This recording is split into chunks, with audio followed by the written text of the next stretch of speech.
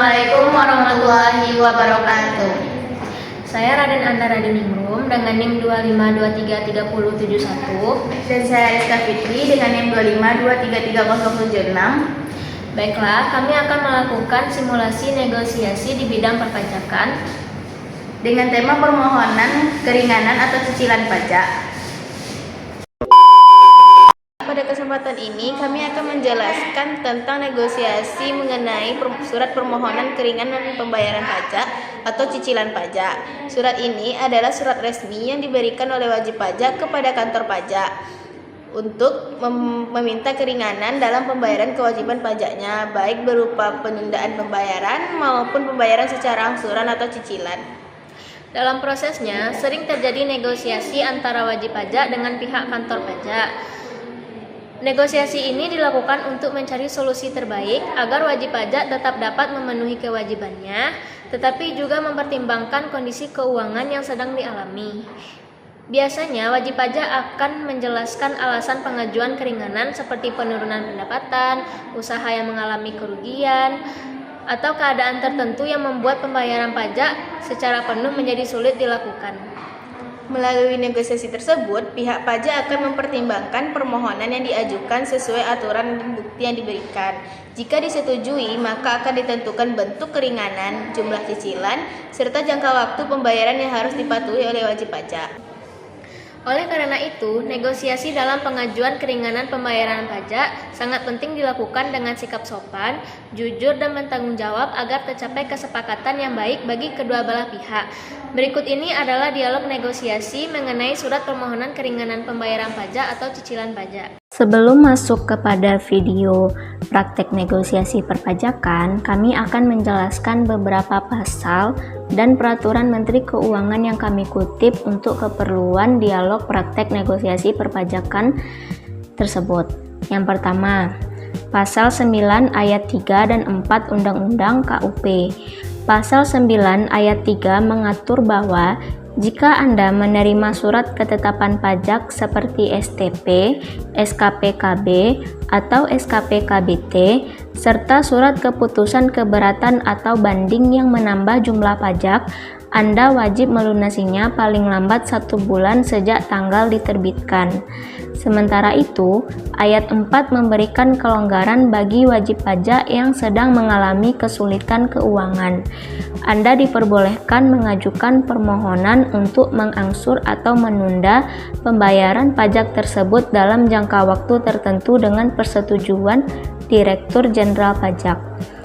Yang kedua, PMK 242 tahun 2014 pasal 20.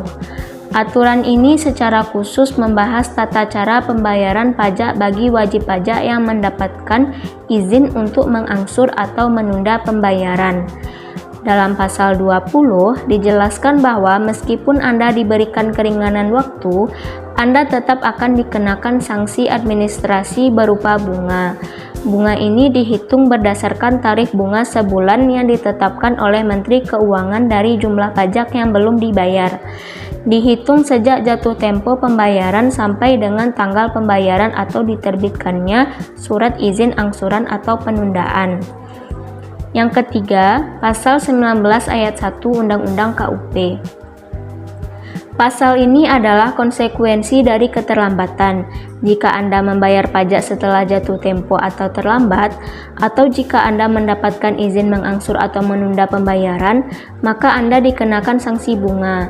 Besaran bunga ini dihitung mulai dari tanggal jatuh tempo sampai dengan tanggal pembayaran. Intinya, pasal ini menekankan bahwa setiap keterlambatan pembayaran atas pajak yang terutang akan mengakibatkan beban tambahan berupa bunga agar wajib pajak tetap disiplin dalam memenuhi kewajiban tepat waktu.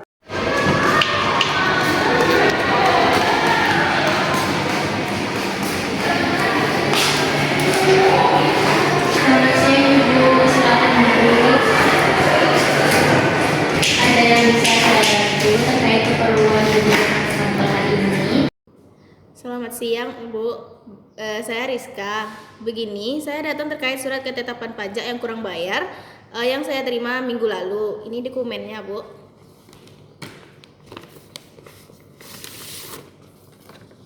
Baik, saya verifikasi dulu ya, Bu.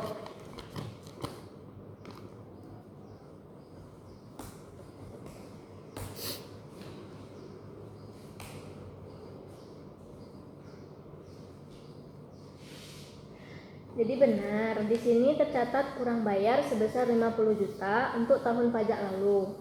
Sesuai pasal 9 ayat 3 Undang-Undang KUP, jatuh temponya adalah 1 bulan sejak surat ini diterbitkan. Bagaimana rencana pelunasannya, Bu? Itu masalahnya, Bu. Sejujurnya kami memiliki kendala likuiditas di mana restoran kami melakukan renovasi secara darurat karena adanya kerusakan struktur bangunan. Sehingga arus kas kami sedang sangat ketat. Sesuai pasal 9 ayat 4 Undang-Undang KUP, saya ingin mengajukan permohonan pembayarannya secara diangsur.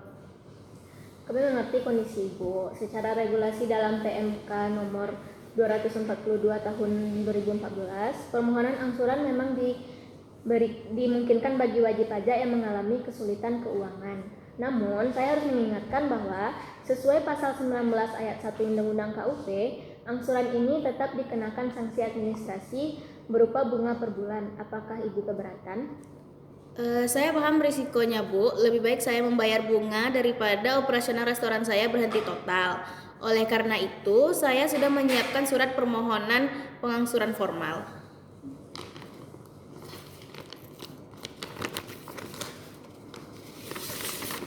Saya baca dulu ya, Bu.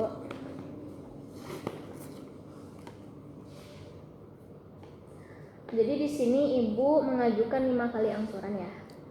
Iya, Bu, agar beban bulanan kami tidak terlalu berat.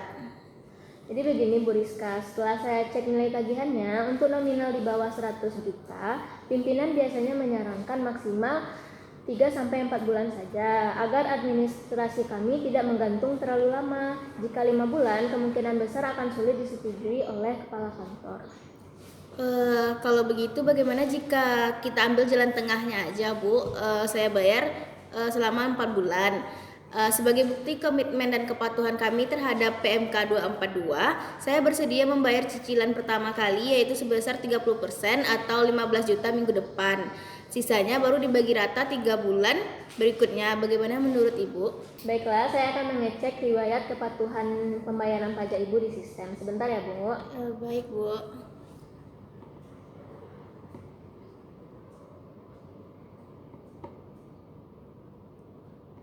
Saya lihat catatan pembayaran pajak Ibu selama ini sangat baik dan selalu lapor tepat waktu. Baiklah, tawaran ini cukup masuk akal. Pembayaran 30% di awal itu menunjukkan etikat baik dari Ibu.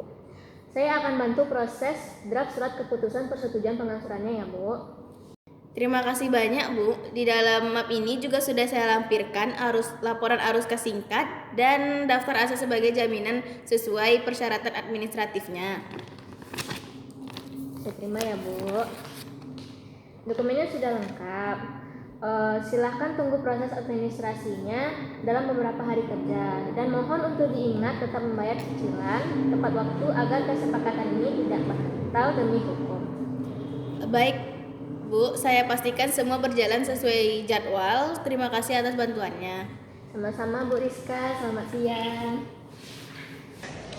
Kesimpulan dari dialog tersebut adalah bahwa wajib pajak yang mengalami kesulitan keuangan tetap dapat memenuhi kewajiban perpajakannya melalui pengajuan surat permohonan pembayaran pengangsuran pajak yang sesuai dengan ketentuan yang berlaku. Dalam prosesnya terjadi negosiasi antara Bu Rizka dengan petugas pajak untuk mencari solusi yang tidak merugikan antara kedua belah pihak. Melalui komunikasi yang baik, sikap kooperatif, serta kelengkapan dokumen pendukung, akhirnya disepakati pembayaran pajak dilakukan dalam 4 kali angsuran dengan pembayaran awal sebesar 30% sebagai bentuk itikat baik.